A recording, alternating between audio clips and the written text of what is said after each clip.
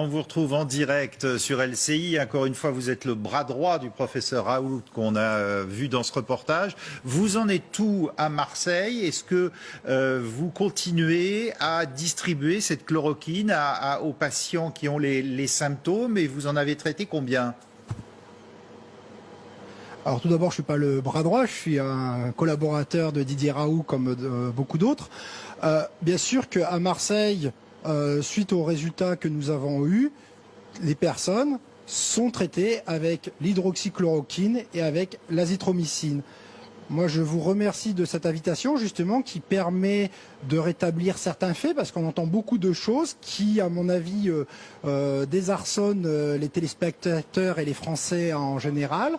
Alors, l'hydroxychloroquine, on entend que c'est dangereux. Alors, ce qu'il faut bien préciser, comme je l'ai entendu, c'est une molécule qui est utilisée depuis de très nombreuses années, qui a été donnée à des millions de personnes, et on le donne souvent à des personnes qui sont en parfaite santé, qui voyagent, des personnes qui vont voyager en Afrique. Donc, on donne un médicament à des personnes qui ne sont pas malades, donc ça veut, on va dire, montrer les risques de cette molécule qui sont très très faibles. Notamment donc, là, sur les effets secondaires, il y en a peu, je crois, hein. Ben, il y en a très peu, c'est-à-dire que quand on discute avec la plupart des personnes, et même justement il y a 5 minutes avec votre caméraman, quand les personnes voyagent en Afrique, ils ont pris la Nivaquine. Donc les gens ne comprennent pas les effets secondaires qu'on leur raconte comme si c'était une molécule qui était hautement toxique, puisque c'est une molécule qui a été utilisée et qu'on donne à des personnes qui ne sont pas malades, aux voyageurs. Et maintenant, pour le donner à des personnes malades du corona, ça pose des problèmes. Donc il faut à un moment donné se poser des questions. Donc nous, on est parti sur la bibliographie en voyant qu'il y avait des études in vitro qui fonctionnaient. Les Chinois ont précisé qu'ils avaient utilisé la chloroquine avec de bons résultats. Donc on a refait l'expérience à Marseille pour le voir. Une différence qu'on peut mettre à notre profit, c'est qu'on a rajouté un antibactérien pour éviter les complications bactériennes en cas d'infection pulmonaire, mais cet antibiotique n'a pas été choisi de façon anodine, puisqu'il avait des propriétés aussi antivirales, en plus des propriétés antibactériennes. Et l'association des deux, effectivement, est hautement spectaculaire, puisqu'on passe d'un portage nul chez 100% des personnes, plus de détection du virus. Alors là aussi, ça m'amène à on va dire finalement à ma deuxième interrogation. J'entends, ah mais ça ne fait que baisser la charge virale. Donc pour les téléspectateurs, je pense qu'ils connaissent très très bien, on va dire, malheureusement le VIH et le sida, où personne ne guérit du sida, on donne une trithérapie, et l'effet de cette trithérapie baisse la charge virale, qui ne devient, dans certains cas, plus détectable. Et pour conséquence, on n'a pas les complications et on ne transmet pas la maladie. Donc, on n'a jamais dit qu'on avait un traitement miraculeux. On dit qu'on a un traitement qui permet, de façon spectaculaire, de faire baisser en 6 jours la charge virale. Donc, un médicament avec peu de risques, qui coûte pas cher. Vous nous dites ce soir sur LCI que l'administration de la chloroquine que vous avez fait avec cet antibiotique, ça marche. Il y a un taux d'échec de 0. Ben, ça marche très bien, on va dire. On a une baisse spectaculaire, comme vous avez pu le voir dans l'article. Et c'est pour cela, basé là-dessus, que maintenant, toutes les personnes détectées positivement qui ont le corona sont traitées avec l'hydroxychloroquine et l'azithromycine. Et vous en êtes à combien de cas? Parce que vous savez qu'aujourd'hui, il y a donc une étude internationale, Discovery, qui a été lancée, 3200 cas, dont 800 pour la France. Mais vous n'avez pas attendu l'étude, vous le faites systématiquement.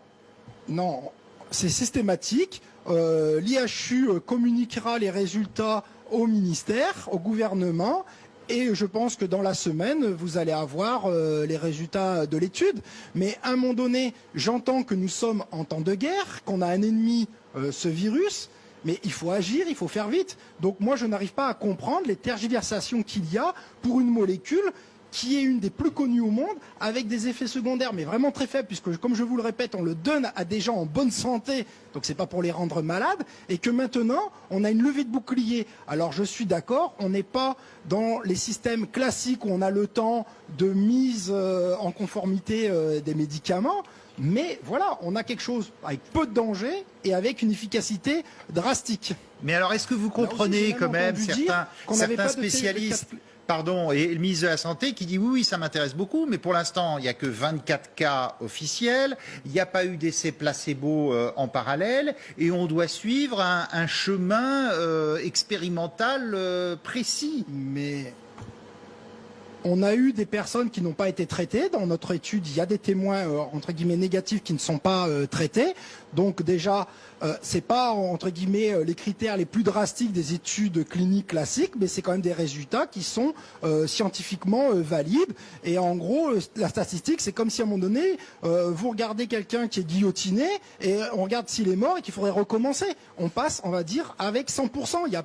On va dire, on n'a pas besoin d'analyse statistique là-dessus. Après, bien sûr qu'il faut continuer, mais justement, plutôt que de rentrer dans des polémiques, il faut continuer à tester avec un médicament qui ne représente pas de risque. Moi, on va dire ce que je veux dire aussi, c'est que le professeur Raoult est une star internationale des maladies infectieuses. Les collègues avec qui je suis sont les meilleurs spécialistes mondiaux sur les maladies infectieuses.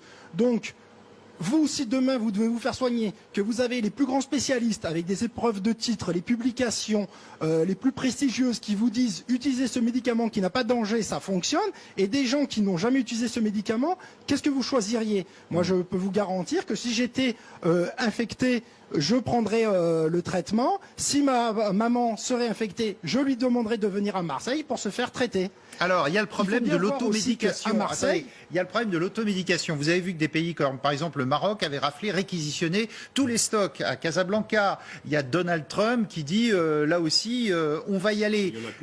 Il y en a plus en pharmacie. On n'en trouve plus de la chloroquine, alors que c'est un médicament assez basique. Et ça peut être un poison si on le dose trop fort. Mais comme tout médicament, si vous en prenez trop, vous avez des problèmes. C'est pour ça qu'on ne dit pas aux gens de faire de l'automédication, mais d'être diagnostiqué et en cas de maladie avérée, de prendre le traitement. On n'a jamais dit aux gens de faire de l'automédication, on n'a jamais dit que c'était non plus miraculeux, on dit que ça fait chuter la charge virale et qu'à l'heure actuelle, c'est quand même la meilleure piste que nous avons. Et je ne comprends pas les polémiques avec très peu de risques et peu coûteux. Je ne sais pas ce qu'il faut en plus. Est-ce que ça peut être pris en prévention également? Moi, on va dire, c'est quelque chose qui va être analysé. Je pense que vous aurez des communiqués à ce sujet plus tard. Mais pour l'instant, on va dire, le but, c'est de rendre les gens moins contagieux et de les traiter. C'est ce que fait ce médicament. Enfin, c'est ce qu'on a vu. Et de toute façon, toutes les tergiversations vont s'arrêter puisque c'est très rapide l'effet. Et donc, quelques jours, tous les essais que les gens auront lancés à travers le monde, on aura les résultats. Mais pourtant, au ministère de la Santé, on nous dit les résultats, ça va être dans 6 semaines. Vous nous dites c'est dès cette semaine. Écoutez, moi je ne sais pas, je ne suis pas au ministère. Je sais que les gens le testent, nous on le teste en continu, on va avoir de nouvelles datas qui vont arriver, qui pourront, on va dire, étayer l'indication de ce traitement. Vous savez qu'il y a certains confrères qui ne le disent pas forcément, hein, mais notamment en Ile-de-France, qui suivent vos prescriptions, qui le donnent à leurs malades sans attendre aucun feu vert. Et ça, vous leur dites continuez? Oui, exactement, on va dire. C'est...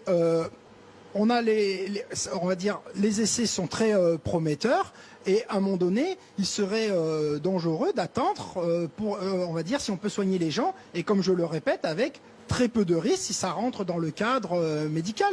Il n'y a vraiment aucun souci. Comme je vous dis, c'est une molécule qu'on a donnée à des millions de personnes pendant de nombreuses années pour des gens en bonne santé qui voyageaient. Donc je ne sais même pas où sont les polémiques derrière. Alors j'entends, on va dire, la molécule est dangereuse, il n'y a pas assez de personnes, mais si vous voulez avoir toutes les garanties et une AMM à la fin, on se donne rendez-vous dans 2 ans et on verra. Ouais. Moi j'ai entendu le gouvernement qui a dit que nous sommes en état de guerre. Quand on est en état de guerre, on fait avec les moyens et pour l'instant c'est une des meilleures pistes qui existent. Éric Chabrière, il y a le professeur Saliou qui est médecin biologie, spécialiste de vaccinologie et des maladies infectieuses qui veut vous poser une question.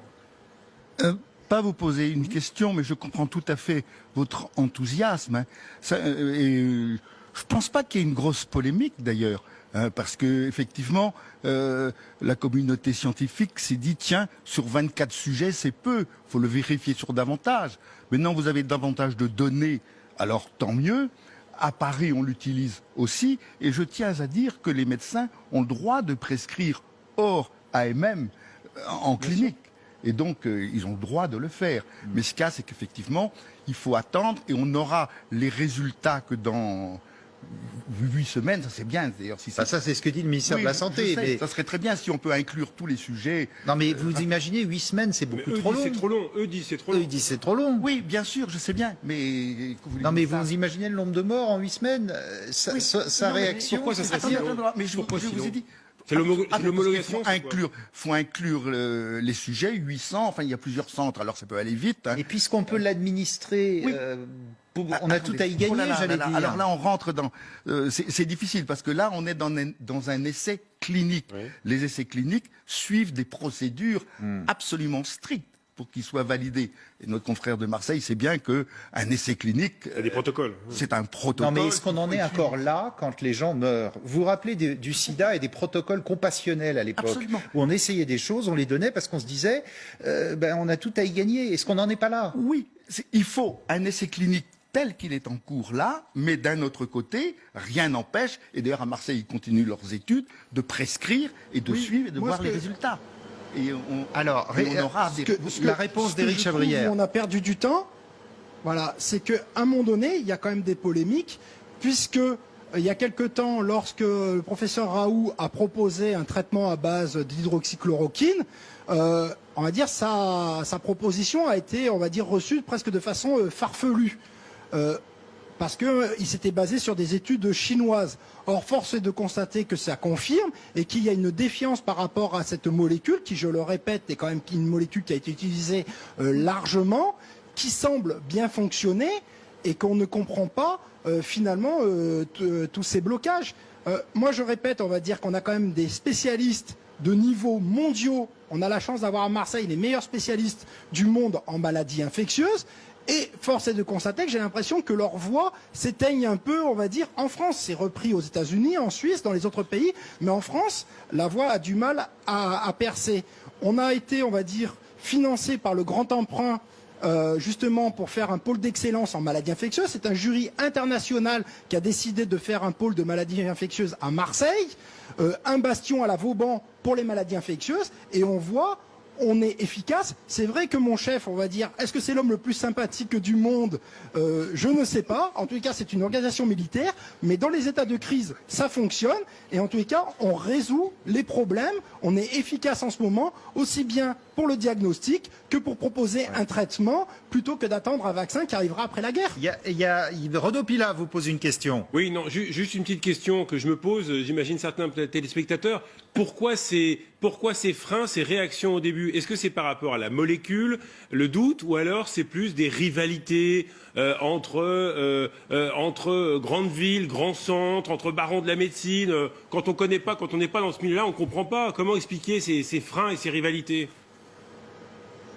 Je pense qu'on rentrera dans les polémiques après la crise. Là, ce n'est pas l'heure. Je pense il faut travailler et trouver les solutions. On a besoin de toutes les forces actuellement pour résoudre les problèmes. Et après, on analysera, on va dire pourquoi, sur quoi on aura pu gagner du temps. Et j'espère que le bénéfice, on va dire, de cette crise, c'est de trouver des solutions plus optimales dans le futur. Mais je pense que beaucoup de personnes donnent leur opinion sans connaître la molécule, sans jamais l'avoir prescrite, alors que nous, à Marseille, on va dire, on a 10 ans d'expérience, même beaucoup plus, on va dire, moi personnellement, on va dire, elle est dosée chaque semaine dans mon service depuis 10 ans. Donc, plusieurs milliers de patients ont suivi cette molécule. Donc, quand on dit quelque chose, on le dit en connaissance de cause. Ce ne sont pas des savants fous à Marseille. Ce sont des stars internationales, je le répète, dans leur discipline. Et souvent beaucoup plus qualifiés que les détracteurs. Donc, à un moment donné... je sais pas, je pense que c'est une question de bon sens. Oui, Éric Chabrière, justement, Donald Trump, on l'a vu dans le sujet avant, s'intéresse énormément à vous, on attend beaucoup. Vous avez des contacts avec l'étranger, notamment les anglo-saxons, ils vous appellent, ils cherchent à savoir où vous en êtes? Nous, notre protocole, on le distribue à toutes les personnes qui veulent l'avoir.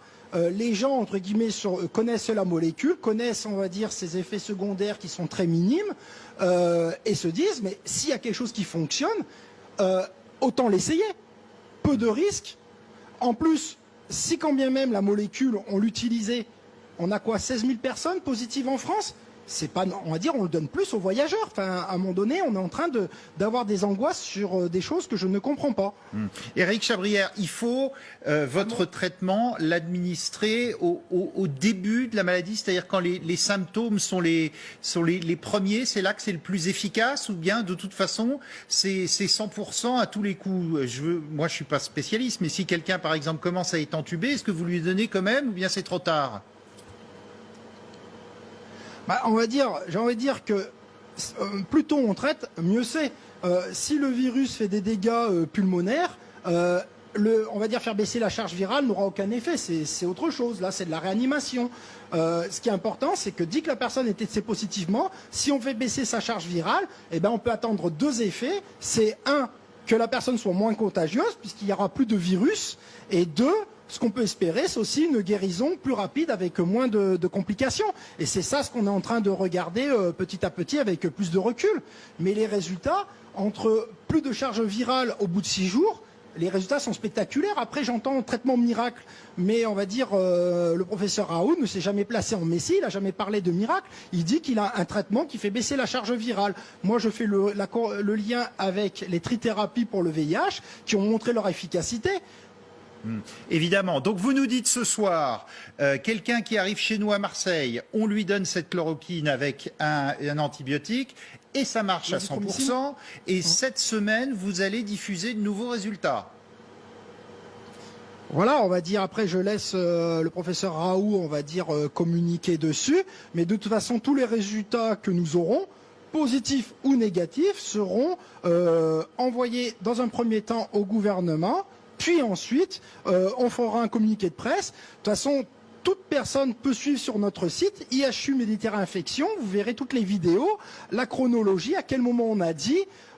Derrière, on a assumé notre devoir de communication et de proposer des solutions à une crise. Sanofi envisage de produire 300 000 doses, je crois, et de façon gratuite, mais attend le feu vert du gouvernement. Vous, ça vous étonne, ça? Il faut le faire tout de suite? On va dire là-dessus, je ne vais pas, on va dire, me mêler de politique. J'ai envie de dire, on a un traitement, autant, on va dire, le donner aux gens qui sont, en tout cas, c'est ce qu'on fait à Marseille. Donc moi, ce que je peux que vous conseiller, c'est d'imiter ce qu'on fait à Marseille. Et comme je vous dis, nous ne sommes pas des savants fous. Il y a parmi mes collègues les plus éminents spécialistes des maladies infectieuses. Le professeur Raoult, qui est vraiment une sommité internationale rare. J'ai envie de dire, regardez la personne qui est la plus compétente dans ce domaine, qui connaît le mieux la chloroquine et à qui il faut faire confiance. Je pense que la réponse est claire. Éric Chabrière, interview exclusive sur LCI, professeur à l'Institut des maladies.